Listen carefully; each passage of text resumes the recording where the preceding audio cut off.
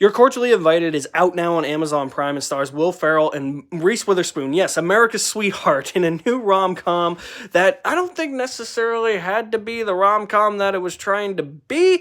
We'll talk about that in a minute, but the charm of this movie is Geraldine Viswethian, whose name I just totally mispronounced. She's got some great charm. It's actually really funny watching Reese Witherspoon in this movie because I haven't seen Wild, which I know was one of her more mature roles that she's taken on, so I've never really heard Reese Witherspoon drop F-bombs, and it was hilarious, and she just goes against type. She plays against that type of character that she's always played.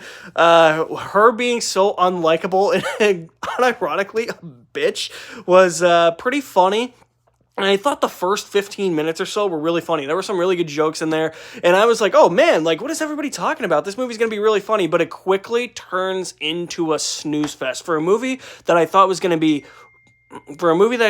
really chaotic, for a movie that I thought was just going to be pranks and shenanigans all over the place, this really didn't have it, or just lingered on those pranks and shenanigans for way too long, and then they didn't end up being anything all that funny, and it didn't seem as extreme as it was trying to be, and that's where I felt like it was boring with this movie, and that's where I felt like a lot of the movie lost its charm. There's also this romantic subplot that doesn't need to happen in this movie, so I don't know. In the end, it started off, I thought, funny, and then it just got less and less funny and more boring and turned into a snooze fest as it went along, despite the charm of some of the acting.